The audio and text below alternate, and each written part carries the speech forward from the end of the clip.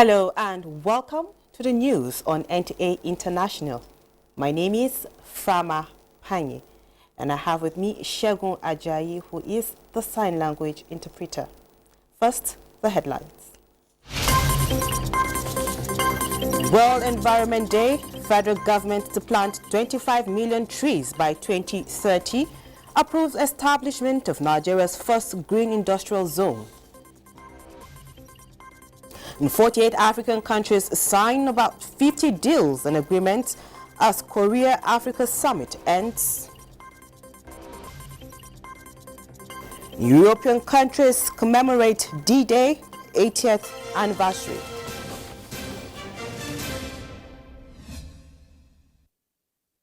Details of the news now. President Bola Tinubu has extended his congratulations to the first female president of the United Mexican States, Mexico, Her Excellency Claudia Sheinbaum, on her historic election. President Tinubu states that the election of President-elect Sheinbaum accents the voices of women in government, shatters political glass ceiling, and sends a reverberating message across the world that women must not only be participants but principal architects in shaping and implementing decisions affecting the lives of many. In a statement by the Special Advisor to the President on Media and Publicity, Ajuri Ngelale, the President, on behalf of the government and the people of Nigeria, congratulates the people of Mexico and calls for the strengthening of bilateral ties between both nations across areas of mutual interest. And President Bola Tinubu calls for effort and action by citizens, stakeholders, institutions, and development partners to safeguard the environment and ensure a win-win transition to a prosperous and clean economy for all. The President, in a message marking the 2024 World Environment Day, restates his commitment to ensuring the planting of 25 million trees by 2030 in a bid to provide opportunities for Nigerian youth within the green economy value chain, while calling for a more proactive approach to protect the land and ecosystem through afforestation, water conservation, and the cessation of indiscriminate felling of trees. President Tinubu emphasized that to heal the world, everyone must begin by healing the land and its people. In his determined march towards Nigeria's aspiration to achieve carbon neutrality by 2060, President Tinubu and Green Economic Solutions on the approved establishment of Nigeria's first green industrial zone, Evergreen City, which is poised to be the leading manufacturing hub in Africa for renewable energy technologies, green solutions, and climate adaptation technologies. And today is World Environment Day. And like many countries around the world, Nigeria is also grappling with various degrees of environmental challenges, but with efforts on tree planting to restore degraded lands, there is hope that Earth can be saved after all from its alien state. Charles Alpha witnessed the commemoration of the day in Abuja and now reports. Nigeria's rich biodiversity offers tremendous economic benefits that far outweighs whatever cost there is for conservation. And tree planting, regarded as one of the nature-based solutions to land degradation, is also believed can offer much more to mitigate impact of climate change. This is why the Ministry of Environment, Oxfam, NNPC Limited, UNEP, UNICEF, and the European Union are out here giving expression to this year's World Environment Day by going all out to plant trees. What we want to encourage today by coming to this particular institution is the fact that we need the children. We need the children, we need everybody to be on board. The agencies, the children, the private sector, the NGOs, and all those that can do it should join hands with us and plant more and more trees. Land restoration, desertification, and drought resilience is the theme for this year's World Environment Day. And the message is that man must take responsibility for the survival of the planet by putting an end to all forms of unwholesome activities. Every day is Earth Day, which means that we must all not only celebrate today and forget about tomorrow. We are mutually bound to our environment. Therefore, we must be careful not to hurt the environment.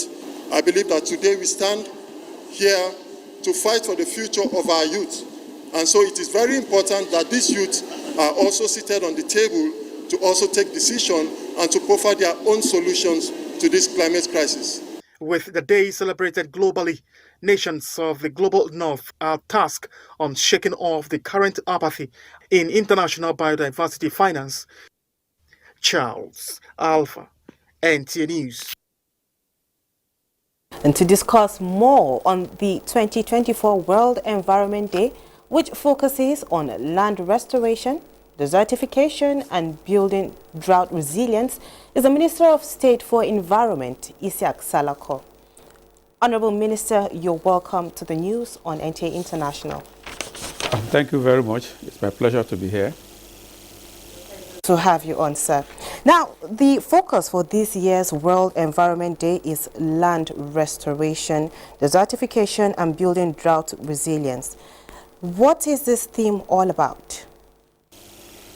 Well, basically, you will see that the theme is a positive theme, addressing solutions rather than problems. Of course, we know that we cannot be talking about solutions when there are no problems. But the theme of this year's World Environmental Day, talking about land restoration, desertification, and drought resilience,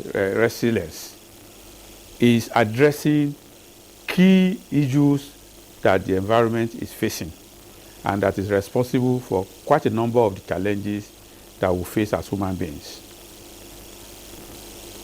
The degradation of our land,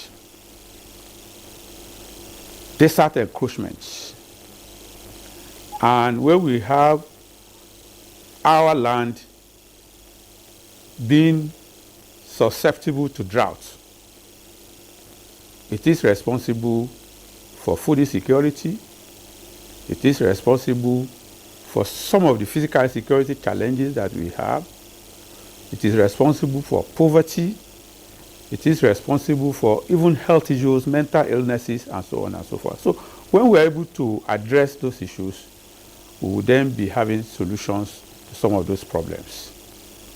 And for us, in the Federal Ministry of Environment and in Nigeria as a whole, we believe that our approach should focus more on nature-based solutions.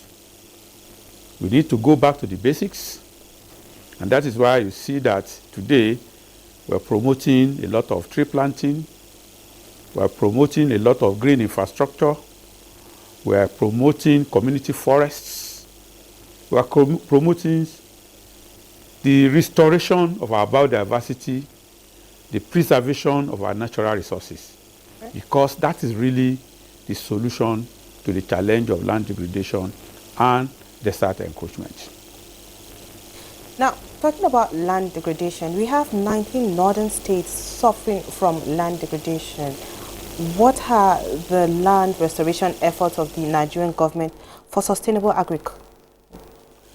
Well, we must appreciate Mr. President, the President of the country, President Bola Ahmed Tinubu, who has consistently chested out as a committed environmental, should I say, activist and a climate action promoter. The President has promised to plant 25 million trees between now and 2030, and that is very achievable because those are the things that are going to help us with those challenges of land restoration. So the solution is going back to the nature. We need to plant more trees. We need to also be more harmonious with nature, live in more harmony with nature. You will recall that our forefathers lived in harmony with nature. They do not take from nature than what they need. But with the advent of civilization and industrialization, we started what I will call the avarice, the gluttony, the overconsumption of civilization. And that is what is responsible for the unsustainable management of the natural resources that we have. Okay. So going back to nature, living in harmony with nature, being moderate in our consumptions, ensuring that we green our environment, preserving our biodiversity, and realizing that every creature within planet Earth has a responsibility in maintaining the balance of our ecosystem. That is the solution, and that is the path to go. And that is what Nigeria is preaching, and we must thank Mr. President for being the #1 environmentalist that is pushing out this particular course of action.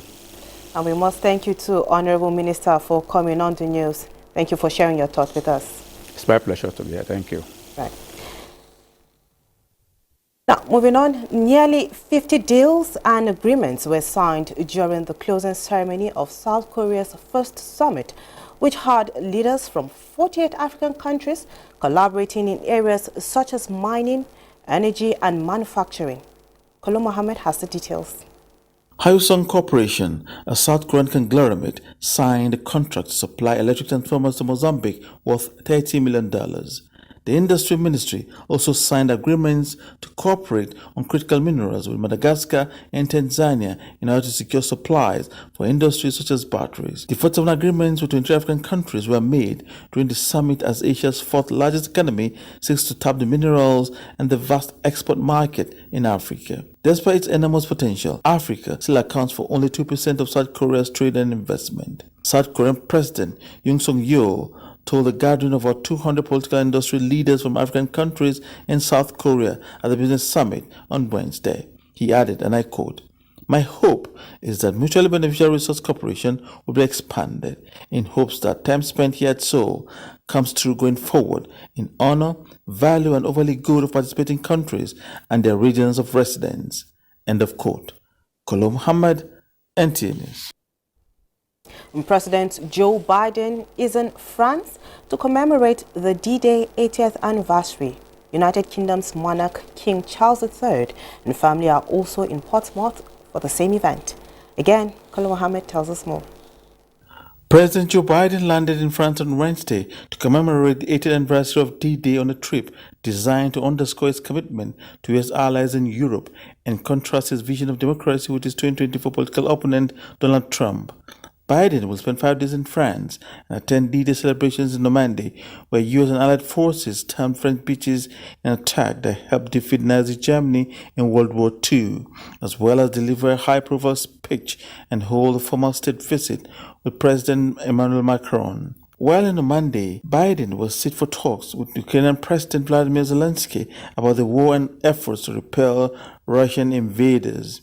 Reports say Biden's remark in Normandy, both on Thursday at the formal 80th anniversary ceremony and on Friday at the Fin Point du Hoc Cliffs, will center around the dangers of isolationism and the need to stand up to dictators. Courage, resilience, and solidarity are the words in which King Charles III paid tribute at the D-Day 80th anniversary celebrations. King Charles, Queen Camilla, Prince William and Prime Minister Rishi Sunak were at Portsmouth today to listen to and identify further with the stories of courage, resilience and solidarity which inspires all Britons, reminding them of what they owe the great wartime generation. It is our duty to ensure that we and future generations do not forget their service and their sacrifice in replacing tyranny with freedom. 5 years ago, 225 veterans traveled to Normandy for commemoration of D-Day. This year, there are only 23. On June 6, 1944, troops from the UK, the US, Canada, and France landed in Normandy and attacked the German forces. Kolo Muhammad, NTA News. The United Nations Development Programme, UNDP, and the Timbuktu Africa Innovation Foundation have launched the call for applications for the first Timbuktu FinTech hub in Africa based in Lagos, Nigeria. The Pan-African initiative is to search for young Africans who can build or are already building fintech startups that leverage innovations in financial services to deploy solutions. UN Assistant Secretary General and Regional Bureau for Africa, Ahunna Eziokonwa, while launching the program, stated that Timbuktu's ambition is to mobilize and invest $1 billion of catalytic and commercial capital to transform livelihoods and create dignified jobs. In collaboration with the federal government of Nigeria, UNDP will host the Innovation Center Timbuktu FinTech Hub in one of Timbuktu's 8 thematic hubs, which will incubate and accelerate the most promising African startups by leveraging technology in the financial sector. Ambition is to mobilize and invest $1 billion of catalytic and commercial capital to transform livelihoods and create dignified jobs. You have an opportunity to access cutting-edge facilities, expert guidance, and a Pan-African and global network. So we invite you to apply for this Timbuktu FinTech Hub to access world-class resources to support you in accelerating growth and transforming the African continent. With Lagos as the premier city of FinTech in Africa, the program is in collaboration with a Pan-African network of governments, commercial investors, academia, and FinTech experts to incubate and scale 25 of Africa's most innovative startups, contributing to socio-economic development. And UN peacekeeping mission in South Sudan has organized a 5-day workshop at the Juba National Prison on managing and maintaining prison security. And as part of its larger mandate to protect civilians, the United Nations mission in South Sudan supports rule of law actors by building capacities among prison officials. Prison officers received hands-on training to control crowds, prevent riots, and provide life-saving interventions during emergencies. When these people are trained well, equipped with the necessary skill, they can protect themselves and protect the institution and to prevent the escape of the prisoners. We hope that in the future we will be see the impact for our work that will be shown on the ground, and to see the NBSSS officers that to do these things, these trainings by themselves, and to see South Sudan also improve by safe and security. Such initiatives aim at enabling prison officers to provide professional services to inmates and communities by improving skills and creating conditions for successful prisoner reintegration upon completion of their sentences. Prison officer, Juba National Prison, Sylvia Stevens, said the training has been very helpful, providing them with a lot of valuable information, expressing gratitude to the UN mission team and partners for sharing their expertise with them, and looking forward to participating in similar events in the future. We'll take a short break now. More news when we come back. Welcome back. Now, Nigeria is pushing for the establishment of an ECOWAS agency for disability affairs to fast-track implementation of programs targeted at physically challenged people in the sub-region. The country canvassed this position at the meeting of ministers in charge of disability inclusion in Abuja. Kelvin Ebonaye reports. Nigeria ratified the UN Convention on Disabilities in 2007. It followed it through with the creation of a National Commission for Persons with Disabilities to cater for the needs of over 35 million physically challenged persons in the country. With this pace-setting position, the Nigerian model is now being replicated in ECOWAS member states. But an agency at the regional level will give impetus to ECOWAS' quest to create a more inclusive sub-region, and this meeting to validate an action plan is in pursuit of that objective. Disability inclusion remains a critical issue in the region, with millions of individuals experiencing barriers to empowerment initiatives and social protection, among others. Permit me to use this occasion to advocate for people with disabilities to be gainfully employed within the ECOWAS Commission as part of the Commission's effort to prioritize inclusion. We are here in order to show them how Nigerians are committed in disability inclusive. And after this regional meeting, we are going to implement this strategy. Mr. President has mandated my office to make sure that I implement this regional action plan. ECOWAS ECOWAS recently commenced the implementation of a pilot disability agenda in 2 member states. With an action plan emanating from this meeting, the ECOWAS Commission is expected to roll out the agenda in the remaining countries by the end of this year. In Abuja, Kelvin Ewunwaye, NTA News. Vice President Kashim Shettima says the appointment of FCT Minister Nyesom Wike, despite party differences, has brought significant impact to the present administration. Vice President Shettima stated this at the official inauguration of the Inner Southern Expressway to the Outer Southern Expressway, known as Goodluck Ebele Jonathan Way. Details of that report will come in subsequent bulletin. The Nigerian Supreme Council for Islamic Affairs, under the leadership of the President General and Sultan of Sokoto, Alhaji Muhammad Sa'ad Abubakar, has enjoined the Muslim Ummah in Nigeria to look out for the crescent of Dhul Hijjah 1445 after sunset on Thursday 29 Dhul Qadda 1445 after Hijrah, that is 6th June 2024. A statement by the Deputy Secretary General Professor Salisu Shehu, scientifically, the expected time for the conjunction of the moon is on Thursday, 6 June 2024 by 1:38 p.m. Nigerian time.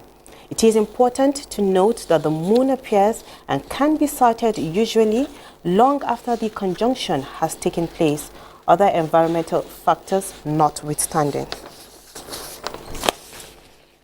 Now, senators passed for second reading the National Animal Husbandry and Ranches Commission Bill, which seeks regulation, management, preservation and control of ranches in Nigeria.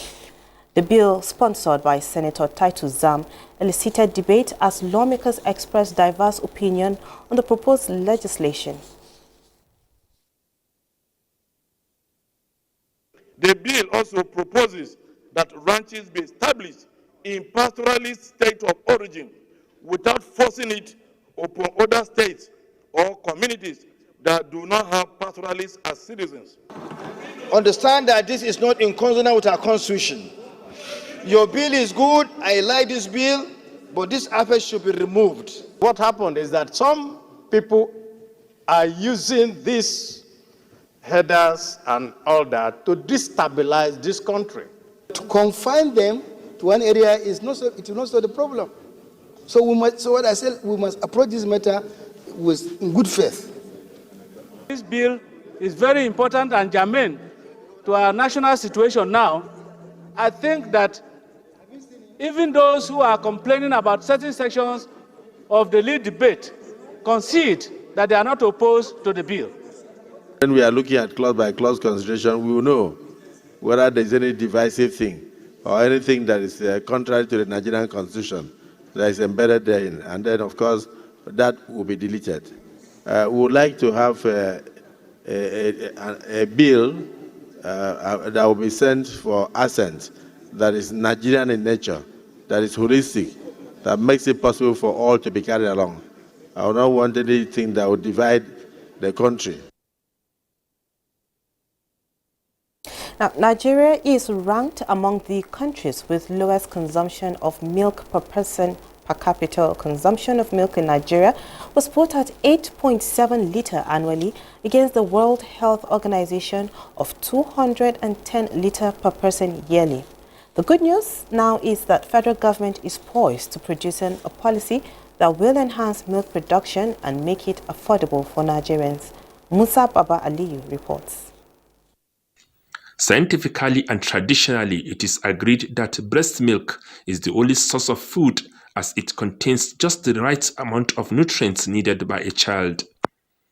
Research confirms that most children in Nigeria don't have access to milk after they are weaned at age 2. In the area of general consumption of milk, Nigerians are said to be consuming an average of 1.6 billion liters of milk and its products annually. And almost 80% of the milk and dairy products are imported. They are also going to support availability of the milk and milk product or dairy product as it is, so that the nutritional status of our country can begin to improve also. Because when things are available, the tendency is for it to be available at an affordable rate. Scarcity brings a higher price. The national policy on dairy that was unveiled by the representative of the Vice President Kashim Shettima was to address all the obstacles associated with livestock and milk production in the country. The national dairy policy, which we are unveiling today, is designed to serve as a roadmap for energizing the dairy industry over the coming years.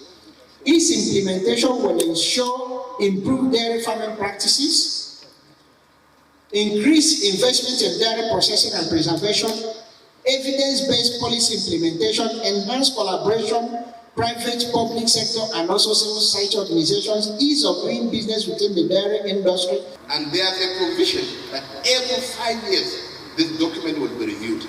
And we hope the parameters and the indices that will indicate the achievement of all that has been set out will be diligently pursued.